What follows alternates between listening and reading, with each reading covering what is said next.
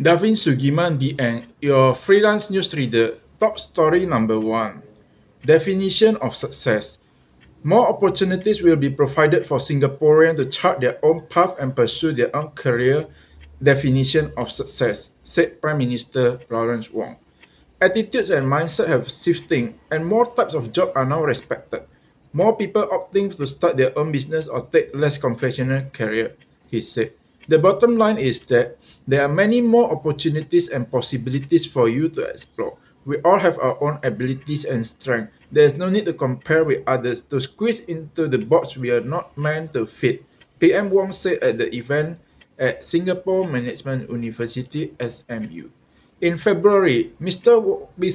Wong, who is also Finance Minister, announced at Budget 2024 that all Singaporeans aged 40 and above would get $4,000 top-up of SkillsFuture credit to encourage mid-career workers to refresh their skill and progress in their career. Top story number 2, CPF. Central Provident Fund members earn a record amount of interest on their CPF balance in 2023, with the figure crossing $20 billion. Retirement payout also exceed $3 billion, a hit to new high. This worked out to a simple appraise of $552 a month for each of the 513,000 CPF members eligible for payout. Mr. Yong added that since October 2023, the CPF board has automatically converted any saving in ordinary account and special account into monthly payout. The process automatically annuitizing the CPF saving applies only to CPF members who have not met the required retirement sum RRS. CPF Life provides monthly payout to members as long as they live, even after saving in their retirement account have been depleted. While CPF is primarily meant for retirement needs, it also designed to serve people for housing and healthcare needs.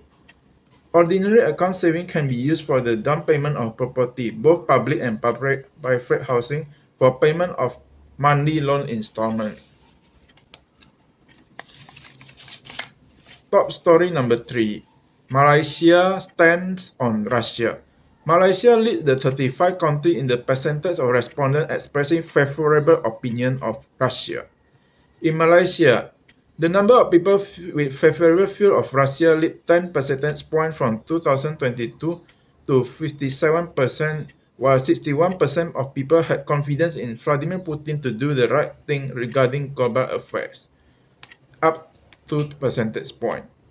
Russia has always been seen as one superpower that is sympathetic to Muslims around the world. They have painted themselves as a very, very important superpower for the global south to a certain degree. Dr. Story noted that in South Asia and Southeast Asia, both Mr. Putin and Russia are generally viewed more favorably than elsewhere in the world. This is because they are geographically far away from the conflict in Europe, and some states have always had pretty good relationship with Russia. Top story number 4. Indonesia cyber attack. Communication and Information Minister Budi Ari Setiadi is facing public pressure to quit, including a petition that had garnered thousands of signatures.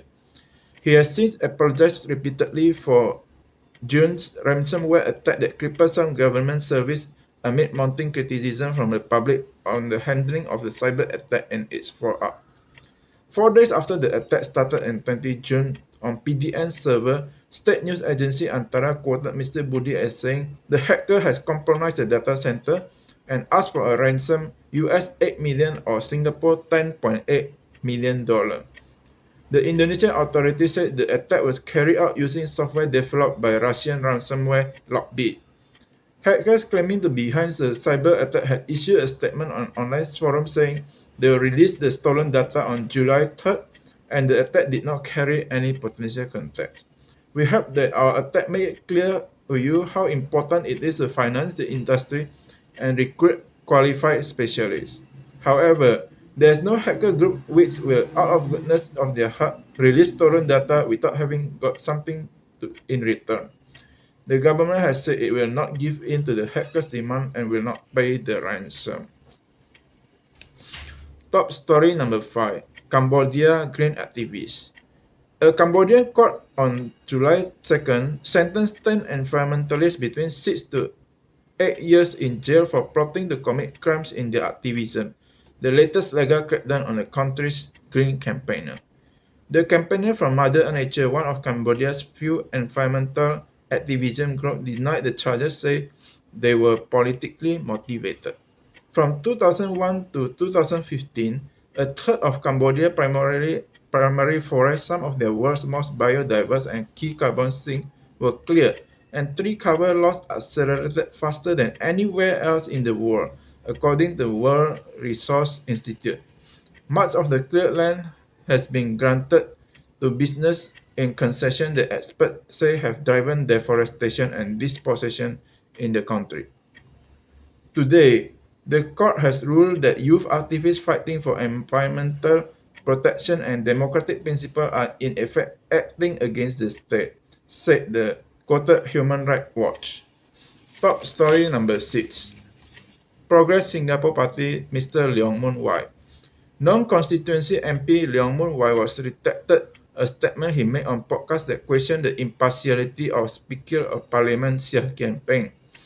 Near the beginning of his episode, the podcast host said, for parliamentary debates that we were there, whenever the speaker said, okay, any questions, you want to the first to put your hands up. After talking a while, Mr. Leong has responded, and one of the last to be called. Records show that there is no basis for Mr. Leong's statement, say Mr. Seah. It showed that Mr. Leong was called for supplementary question and clarification earlier than other members on many occasions, and that I have called him more than once on repeated occasions with the same item of business, said Mr. Seah, who was elected to the post in August 2023. Mr. Leong replied that his remark was a light-hearted and unscripted comment made at the start of the podcast interview and that had no intention of casting aspersion on the impartiality of the speaker. The speaker noted that this is not the first time parliament-related incident pertaining to Mr. Leong. In July 2023, for example, Mr. Leong and the Progress Singapore Party had apologized and removed a Facebook post and video about Red Out Road matter. On March 2023, Mr. Leong withdrew an allegation over bribery case linked to Keppel Offshore and Marine. He also apologized to former Speaker Tan Chuan Jin. Top story number 7. Sikh worker Nina, not his real name, is one of those who have benefited from Project X program called the Next Step, which was set up in October 2023 to help Sikh workers looking for alternative job pathway. It is supported by funding administered by National Council of Social Service. There are currently 17 Sikh workers in their 20s to 50s with the program. Ideally, people spend at least 6 months in the program and depending on their goals end up either gaining skill or finding full-time job, say Ms. Tok. The type of Sikh worker they do varies. Some are sugar babies, a term used to describe younger people who spend time with older, wealthier people in exchange for cash or gift, while others are street walkers or work in brothel. However, some Sikh workers may find it difficult to get into mainstream job because of the stigma against Sikh workers or because they have a criminal record.